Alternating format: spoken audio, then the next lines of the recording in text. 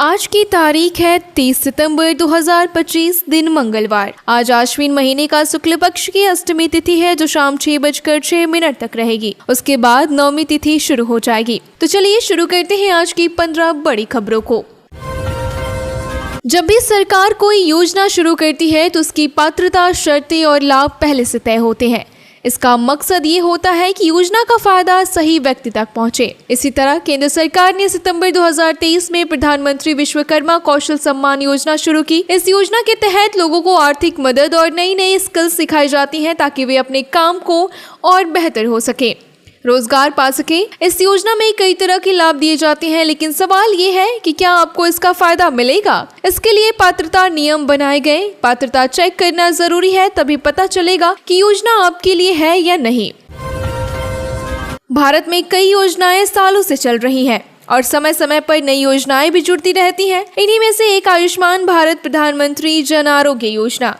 इस योजना से लाखों लोगों के आयुष्मान कार्ड बनाए। इस कार्ड से गरीब और पात्र लोग मुफ्त इलाज करवा सकते हैं। सरकार का मकसद है कि लोगों को महंगे इलाज का खर्च ना उठाना पड़े, लेकिन कई बार शिकायत आती है कि कुछ अस्पताल आयुष्मान कार्ड मानने से मना कर देते हैं। ऐसे हालत में आप उनकी शिकायत कर सकते हैं। शिकायत के बाद अस्पताल पर कार्रवाई की जा सकती है। इसलिए अगर कोई अस्पताल आयुष्मान कार्ड ना माने तो आपको डरने की जरूरत नहीं।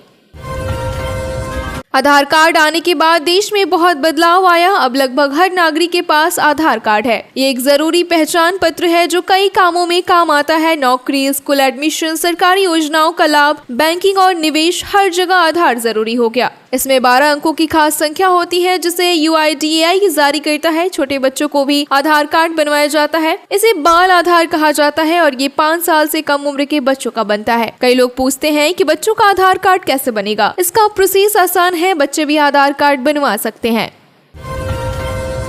जब भी कोई योजना शुरू होती है तो उसके लाभ और पात्रता पहले से तय की जाती है ताकि ज्यादा से ज्यादा लोगों तक सही लाभ पहुंच सके। देश में कई योजनाएं शहर और गांव दोनों में लोगों को फायदा पहुंचा रही है। उदाहरण के लिए प्रधानमंत्री किसान सम्मान निधि योजना। इस योजना का लाभ केवल किसानों को मिलता है। हर साल किसानों को 3 किस्तों में 2000 रुपए दिए जाते हैं। अब इस योजना की 21वीं किस्त आनी है। कुछ राज्यों के किसानों को किस्त मिल चुकी है, लेकिन बाकी राज्यों में किस्त अब आएगी। इसका इंतजार है। किसानों के लिए ये जानना जरूरी हो गया।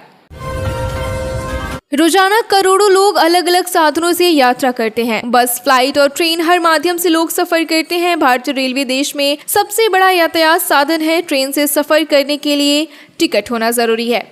टिकट आप ऑनलाइन या ऑफलाइन दोनों तरह से खरीद सकते हैं, लेकिन 1 अक्टूबर 2025 से ट्रेन टिकट बुकिंग का नया नियम लागू होने जा रहा है। अगर आप यात्रा करते हैं तो ये जानना जरूरी है, वरना टिकट खरीदने से दिक्कत हो सकती है। नया नियम यात्रियों के लिए काफी अहम होने वाला है। ये बदलाव लाखों यात्रियों को प्रभावित करेगा। राजस्थान लोक सेवा आयोग ने सहायक आचार्य परीक्षा 2025 के लिए भर्ती निकाली। इस भर्ती में 30 विषयों के 574 पदों पर नियुक्ति होगी। इसके लिए 20,000 से ज्यादा उम्मीदवारों ने आवेदन किया। ऑनलाइन आवेदन 20 सितंबर से शुरू होकर 19 अक्टूबर 2025 तक चलेगा। ऑफलाइन आवेदन नहीं होंगे। इस भर्ती का पुराना विज्ञापन दिसंबर 2024 में आया था, लेकिन नियम बदलने की वजह से उसे रद्द कर दिया गया। पहले वाले 1.7 लाख आवेदन भी अब मान्य नहीं, इसलिए सभी को नए सिरे से आवेदन करना होगा। विस्तृत जानकारी आयोग की वेबसाइट पर मिलेगी। उत्तर पश्चिम रेलवे ने 2162 अप्रेंटिस पदों पर भर्ती निकाली। ये भर्ती रेलवे भर्ती सेल जयपुर के जरिए होगी। पंजीकरण 3 अक्टूबर से शुरू होगा और 2 नवंबर 2025 तक चलेगा। ये भर्ती अजमेर, बीकानेर, जयपुर और जोधपुर के लिए होगी। उम्मीदवार के पास 10वीं कक्षा में 50% अंक और ITI का सर्टिफिकेट होना चाहिए। आयु सीमा 15 से 24 साल तक तय होगी। चयन मेरिट सूची के आधार पर होगा, जिसमें 10वीं और ITI के अंक शामिल होंगे। आवेदन शुल्क 100 रुपए है, लेकिन SC, ST, PWD और महिला उम्मीदवारों के लिए शुल्क माफ है। आवेदन गलत भरने पर रद्द हो सकता है। पंजाब के Baba Farid university of health sciences ने स्टाफ नर्स भर्ती 2025 के एडमिट कार्ड जारी कर दिए। इस भर्ती में कुल 406 पदों पर चयन होगा। उम्मीदवार bfuhs.ac.in से एडमिट कार्ड डाउनलोड कर सकते हैं। इसके लिए आवेदन ID और आधार नंबर डालना होगा। एडमिट कार्ड में नाम, जन्म तिथि, परीक्षा केंद्र और समय लिखा होगा। उम्मीदवारों को परीक्षा केंद्र पर एडमिट कार्ड और वैध पहचान पत्र साथ ले जाना जरूरी है। बिना इसके परीक्षा में प्रवेश नहीं मिलेगा। उम्मीदवारों को निर्देशों का पालन करना होगा।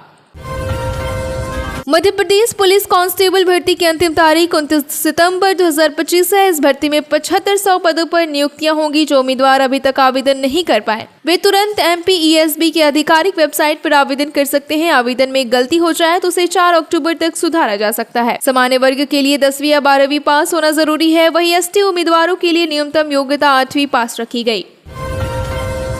सुप्रीम कोर्ट ने 6 करोड़ रुपए की धोखाधड़ी के केस में आरोपी दंपत्ति को राहत देने वाली निचली अदालत पर नाराजगी जताई। आरोपी दंपत्ति पर एक निजी कंपनी से धोखा करने का आरोप है। सुप्रीम कोर्ट ने उनकी जमानत खारिज कर दी। साथ ही दिल्ली की नकली अदालत के 2 जजों को ट्रेनिंग लेने का आदेश दिया गया। कोर्ट ने आरोपी दंपत्ति को 2 हफ्ते में सरेंडर करने के लिए कहा। इस फैसले से साफ है कि सुप्रीम कोर्ट धोखाधड़ी के मामलों को लेकर सख्त है। ऐसे मामलों में किसी को आसानी से राहत नहीं मिल सकती।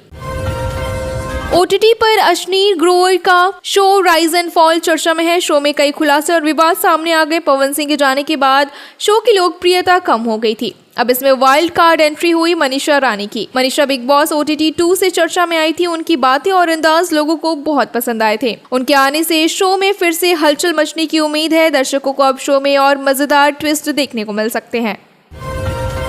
भारत ने पाकिस्तान को हराकर एशिया कप 2025 का खिताब जीत लिया। यह ऐतिहासिक जीत पूरे देश के लिए खुशी का मौका बनी।